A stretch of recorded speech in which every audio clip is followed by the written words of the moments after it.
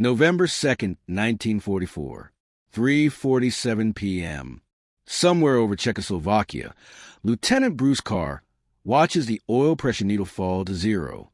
Thick black smoke erupts from the cowling of his P-51 Mustang.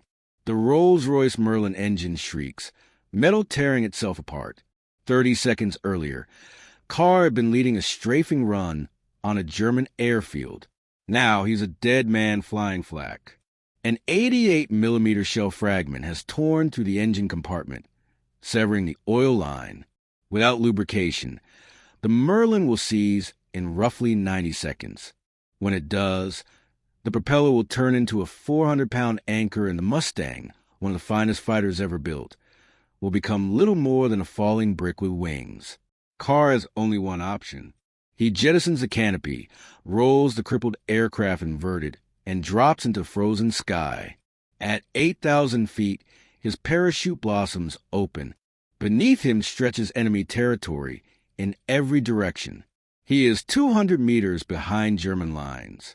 No radio, no food, no water.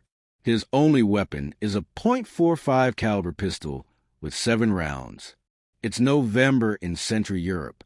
Night temperatures fall below freezing. The odds are merciless. American pilots shot down over occupied territory have just a 23% chance of evading capture. The remaining 77% spend the rest of the war in Stalag Luft 3, or disappear into unmarked graves. Bruce Carr is about to defy every one of those statistics, because in 4 days, he won't merely escape. He will steal one of the most advanced fighter aircraft in the German arsenal and fly it home. Bruce Ward Carr was born on January 28, 1924, in Union Springs, New York. His childhood was unremarkable, except for one detail. In 1939, at just 15 years old, Carr learned to fly. The timing mattered. That same year, Germany invaded Poland, and World War II began. A teenage farm boy in upstate New York couldn't know that within 5 years he'd be dogfighting Messerschmitts over Berlin.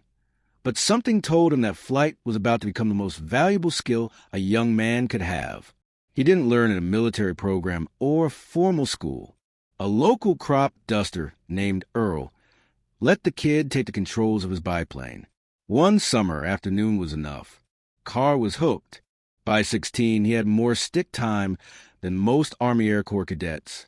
On September 3, 1942, Carr enlisted in the United States Army Air Forces. He was 18 years old. Fate intervened when his flight instructor turned out to be Earl, the same man who had taught him to fly years earlier. Earl saw Carr's application, noted the 240 log flight hours, and recommended him for the accelerated program. By August 1943, Carr was a flight officer. By February 1944, he was in England with the 380th Fighter Squadron, 363rd Fighter Group, 9th Air Force. His assignment, fly the P-51 Mustang. The Mustang was the finest propeller-driven fighter ever built. Its range, over 1,500 miles with drop tanks, allowed it to escort bombers from England to Berlin and back. It could reach speeds of 437 miles per hour at altitude, climb to nearly 42,000 feet, and carry 6.50 caliber Browning machine guns. Enough firepower to tear a bomber apart in a 2-second burst. Before the Mustang, American daylight bombing raids suffered catastrophic losses. In October 1943, the 8th Air Force lost 60 bombers in a single mission over Schweinfurt. Without long-range fighter escort, B-17s and B-24s were easy prey. The P-51 changed the war. For the first time, Allied fighters could stay with the bombers the entire way. German pilots called them the long-nosed bastards. The Luftwaffe began losing experienced pilots faster than their training schools could replace them. Carr fell in love with the Mustang instantly. The cockpit fit him perfectly. The controls were razor-sharp, the visibility unmatched, the power intoxicating. He named his aircraft Angel's Playmate, unaware that 8 months later he'd be sitting in a very different cockpit, one marked with German labels and a swastika on the tail. On March 8, 1944, Carr scored his first combat engagement. Spotting a Messerschmitt Bf 109 over Germany, he gave chase. The German pilot dove for the deck, skimming the treetops at over 400 miles per hour. Carr followed, the pursuit stretching for nearly 40 miles through forests and valleys. He fired once, missed. Fired again. One round clipped the 109's wing. The German pilot panicked, pulled up, and ejected, but too low. The parachute failed to fully deploy. The pilot struck the ground at lethal speed, and the aircraft slammed into a hillside. Carr returned to base expecting praise. Instead, his commanding officer summoned him. "Carr, that was the most over-aggressive flying I've ever seen. You nearly killed yourself chasing that aircraft into the trees. You're being transferred, and the kill doesn't count." Technically, Carr hadn't shot the plane down. The pilot had killed himself trying to escape. It was the first sign that Bruce Carr didn't think like other pilots. Where others saw recklessness, he saw opportunity. Where others saw limits, he saw suggestions. In May 1944, Carr transferred to the 353rd Fighter Squadron, 354th Fighter Group, the pioneer Mustang Group, the first Army Air Forces unit to fly the P-51 in combat. These were the best Mustang pilots in the war, and Carr fit right in. On June 17, 1944, just 11 days after D-Day, he scored his first official kill, sharing credit for an Fw-190 destroyed over Normandy. 2 months later, he was promoted to second lieutenant. September 12, 1944. Carr's flight strafes a German airfield, destroying several Junkers Ju-88 bombers on the ground. On the return leg, they spot 30 Focke-Wulf Fw-190s flying 2,000 feet below them. Carr doesn't hesitate. He rolls inverted and dives. In the next 3 minutes, he shoots down 3 German fighters. When his wingman takes damage, Carr breaks off the fight and escorts him all the way back to friendly territory, giving up any chance at additional kills to protect another pilot. For that decision, he's awarded the Silver Star, the second highest U.S. combat decoration for valor.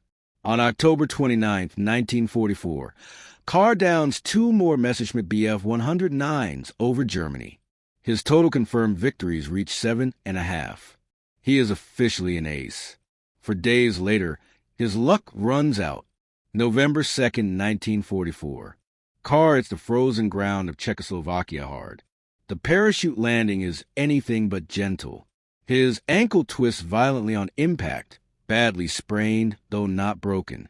He gathers a silk canopy and buries it beneath leaves and debris.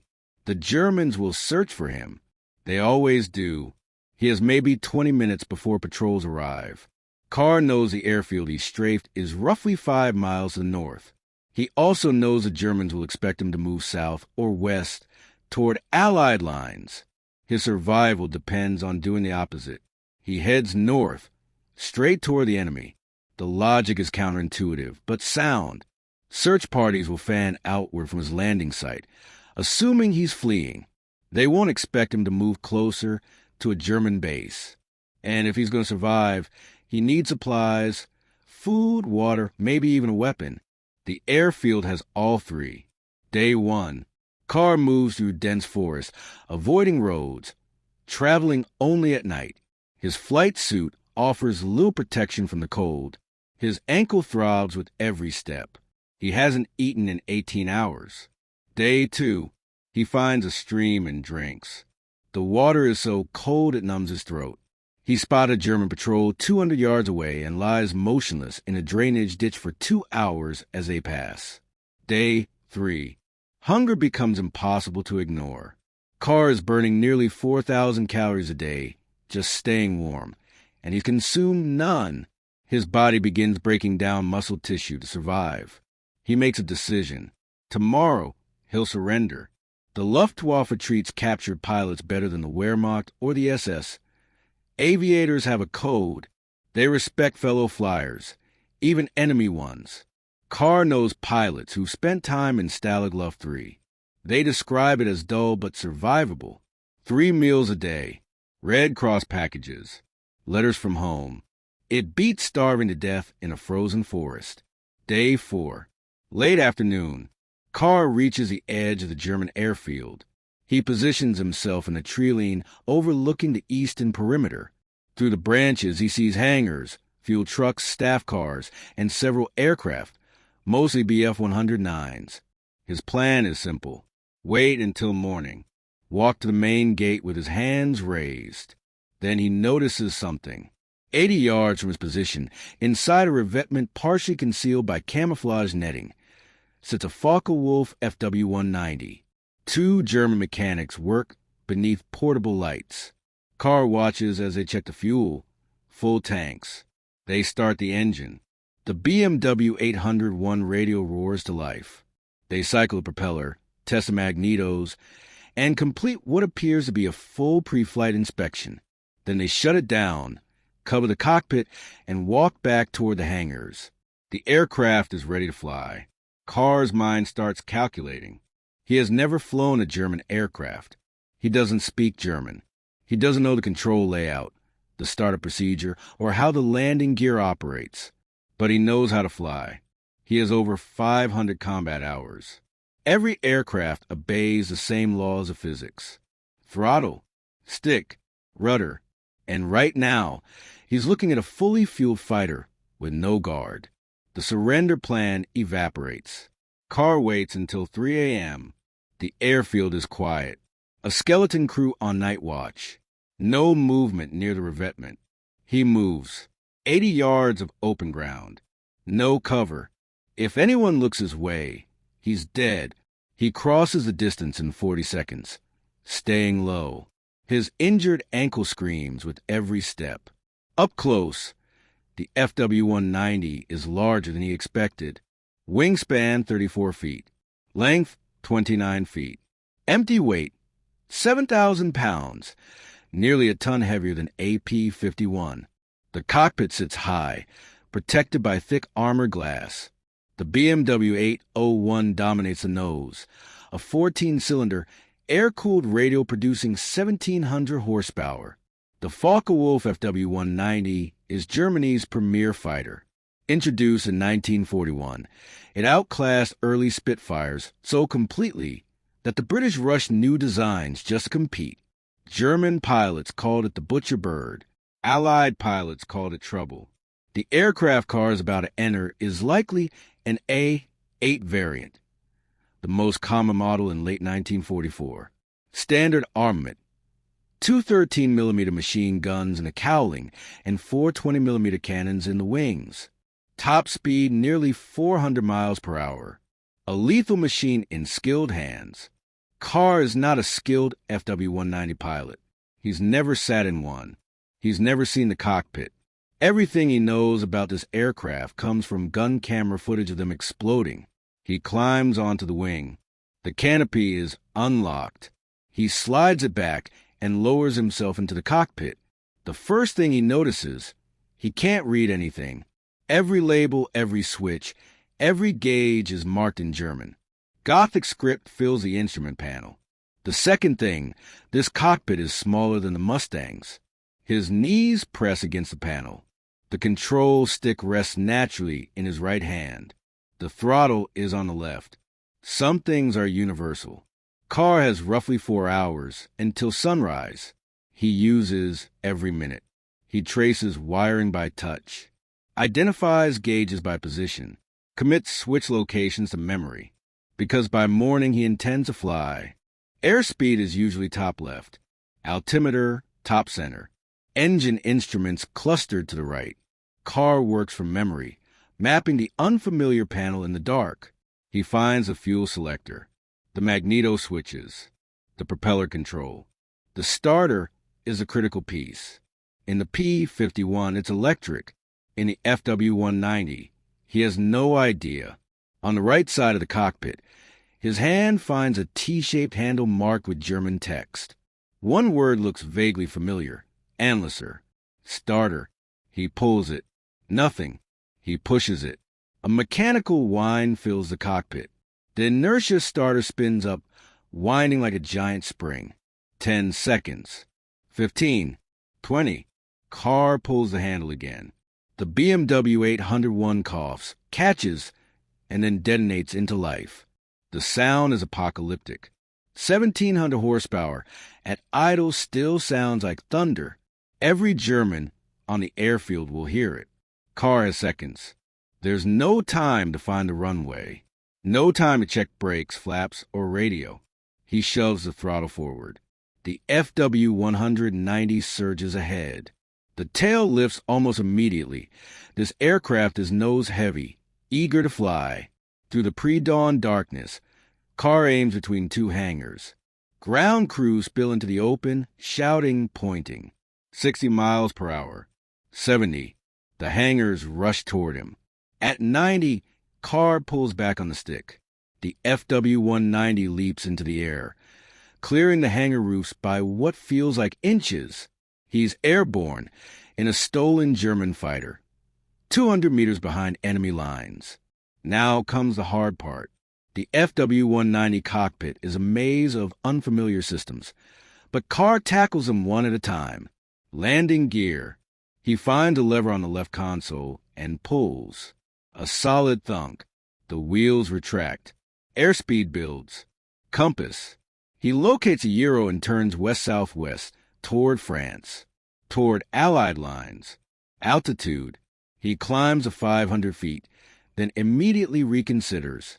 At altitude, he's visible to radar, to fighters, to flak batteries tracking everything that moves. He pushes the nose down to treetop level, 50 feet above the ground at nearly 280 miles per hour. The forests of Czechoslovakia blur into a green tunnel beneath his wings. This is insane flying. One mistake, one lapse in concentration, and he'll cartwheel through the trees at 300 miles per hour. But at treetop height, he's invisible to radar. Too low for flak, too fast for ground fire. The fuel gauge reads full. The Fw 190's range is about 500 miles. France is 200 miles away. He has margin. For 45 minutes, Carr flies west. The sun rises behind him. Forest gives way to farmland, then to the scarred battlefields of eastern France. He crosses the front lines. And that's when the real trouble begins. Allied anti-aircraft gunners see exactly what they expect to see. A German Fw 190 flying low toward friendly positions. They open fire. .50 caliber tracers claw the air around him. Carr is taking fire from his own side. He has no radio, no recognition signals, no way to announce himself. The aircraft still wears German markings, black crosses on wings, a swastika on the tail. Carr does the only thing he can.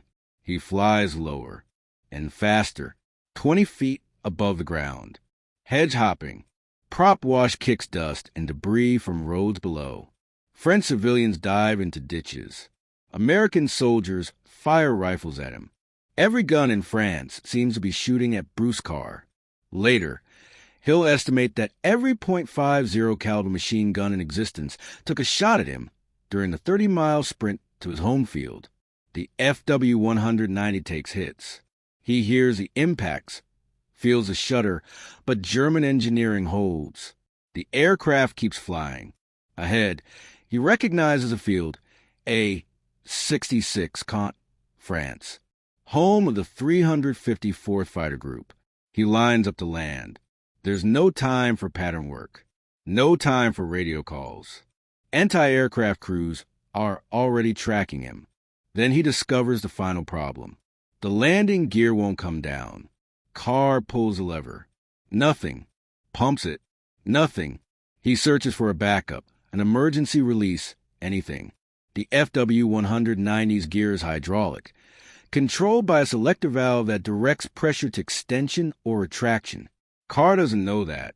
He's been pulling the wrong handle for 5 minutes. Below him, the 354th's gunners are loading their 40mm Bofors. A German fighter is circling their field, and they're preparing to erase it. Carr makes a decision. He'll belly land. He lines up at the grass beside the runway, lowers the flaps, the one control he's confident about, and cuts the throttle. 100 feet. 50. 20. The Fw-190 slams into grass at 90 miles per hour. It skids for 300 yards, throwing a rooster tail of mud and debris before grinding to a halt. Carr is alive. Within seconds, the aircraft is surrounded. Military police rush in, rifles raised, shouting for the pilot to get out. They expect a German. They expect a prisoner. The canopy slides back. A mud-covered American in a torn flight suit climbs onto the wing. I'm Captain Carr of this goddamn squadron. No one believes him. He's been missing for 4 days, presumed dead or captured, and just landed a German fighter on their airfield. Rifles stay trained on him until a staff car arrives. Colonel George Bickle, commander of the 354th Fighter Group, steps out and takes in the scene the wrecked Fw-190, the filthy pilot, the stunned MPs. He asks one question: where in the hell have you been, and what the hell have you been doing? The story spreads to the Army Air Forces like wildfire. The pilot who stole a German plane, the only American in the European theater to take off in a P-51 and return in an Fw-190. But Bruce Carr's war isn't over. 5 months later, April 2nd, 1945, near Schweinfurt, Germany, First Lieutenant Carr leads a flight of 4 P-51s on reconnaissance at 15,000 feet when he spots movement above them. German fighters. Dozens of them. A massive formation stacked from 18 to 25,000 feet. Bf-109s and Fw-190s mixed together. 60 aircraft, maybe more. The largest concentration of German fighters Carr has ever seen. He has 4 Mustangs. They have everything else. Relatively speaking, the Luftwaffe has been running out of experienced pilots since early 1944. But 60 aircraft is still 60 aircraft. Standard doctrine is clear. 4 against 60 is suicide. The Germans have the altitude advantage, the numerical advantage, the positional advantage. Every manual ever written says the same thing: disengage and report. Warn the bomber escort squadrons. Preserve your aircraft. Get out alive. Bruce Carr has never been particularly interested in what the manuals say. He keys the radio. Engaging. His wingmen don't question it. They've flown with Carr before. They know what he's capable of. And they know that when Carr says engaging, he means it. 4 P-51 Mustangs climb directly into the heart of the German formation. What follows is one of the most extraordinary air battles of World War II. The Germans don't expect an attack. They're flying in a loose defensive pattern, conserving fuel, likely en route to intercept a bomber stream. For American fighters, charging straight into their midst makes no tactical sense at all. Carr exploits the confusion. He slips behind the formation, tucks him behind a Bf-109, and fires. The German pilot never sees him. The Messerschmitt detonates in midair. Carr shifts targets. An Fw-190. 3 seconds of .50 caliber fire. The Focke-Wulf rolls inverted and plunges toward the earth. Now the formation begins to break apart. The Germans don't know how many Americans are attacking. They don't know where the fire is coming from. Carr moved through them like a wolf through sheep. Strike, break, reposition. 3rd kill. 4th. 5th. In less than 3 minutes, First Lieutenant Bruce Carr shoots down 5 German aircraft. His wingmen destroy 10 more. 4 American pilots. 15 German fighters destroyed. 0 American losses. When the ammunition runs dry, Carr leads his flight home. The surviving German aircraft, 45 of them, scatter across the countryside. On April 9, 1945, Bruce Carr is promoted to captain. He's awarded the Distinguished Service Cross, second only to the Medal of Honor, for his actions on April 2nd. The citation reads, completely disregarding his personal safety and the enemy's overwhelming numerical superiority and tactical advantage of altitude, he led his element in a direct attack on the hostile force, personally destroying 5 enemy aircraft and damaging still another. Bruce Carr becomes the last ace in the day of the European theater. No American pilot will match that feat before Germany surrenders. By the end of the war, he has flown 172 combat missions and accumulated 14, possibly 15, confirmed aerial victories. The records differ. There are also numerous ground kills. He is 21 years old. The war ends. Bruce Carr stays in uniform. He joins the Acrojets, America's first jet aerobatic demonstration team, flying F-80 Shooting Stars. Then Korea, where he flies 57 combat missions in F-86 Sabres with the 336 Fighter Interceptor Squadron. From 1955 to 1956, he commands that same squadron. Colonel's eagles on his shoulders. The farm kid from Union Springs, New York, running a fighter squadron. Then Vietnam. Colonel Carr, now 44, flies 286 combat missions in F-100 Super Sabres, close air support, bombing runs, strafing missions. The same work he did 24 years earlier, in a different war, in a different aircraft. 3 wars, 3 generations of fighters, 505 combat missions. He retires in 1973. On April 25, 1998, in St. Cloud, Florida, Bruce Ward Carr dies of prostate cancer. He is 74 years old.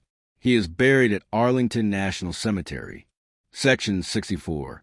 Grave 6,922. Among the dead of every American war since the Revolution, within sight of the tomb of the unknown soldier, across the river from the Lincoln Memorial, the headstone lists his rank: Colonel, United States Air Force. It lists his decorations: Distinguished Service Cross, Silver Star, Legion of Merit, Distinguished Flying Cross with clusters, Air Medal with clusters, Purple Heart.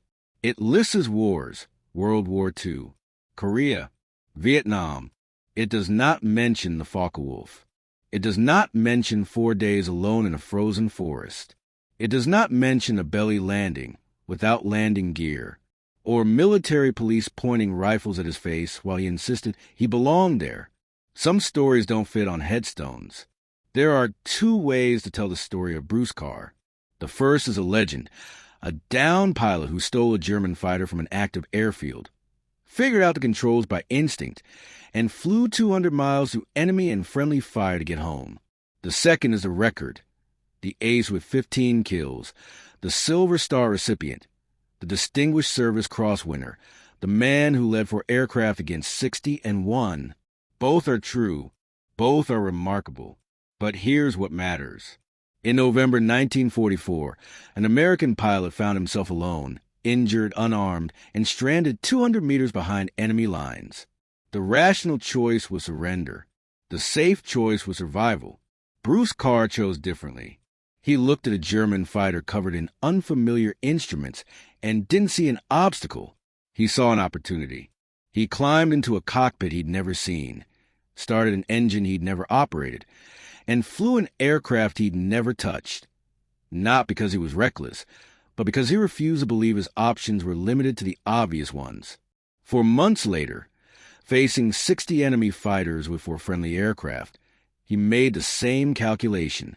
Retreat was rational. Survival was safe. He chose attack. And 15 German pilots never made it home. In 1997, a year before his death, Colonel Carr flew one last time. Kermit Week's Fantasy of Flight Museum invited him to an air show. Carr, now 73, arrived in a P-51 Mustang, his own aircraft. Kept in flying condition, he roared in over the crowd at 300 knots, 50 feet off the deck, the same kind of approach he'd used half a century earlier, flying a stolen German fighter into a French airfield while his own side tried to kill him. Some things never change. The crowd watched a 73-year-old man throw a World War II fighter through loops, rolls, and high G turns that would challenge pilots half his age. When he landed, someone asked what he'd been thinking up there. Carr shrugged. Same thing I always thought. What's the airplane capable of? What am I capable of? Let's find out. That's the Bruce Carr story. Not the stolen fighter. Not the 15 kills. Not the 3 wars.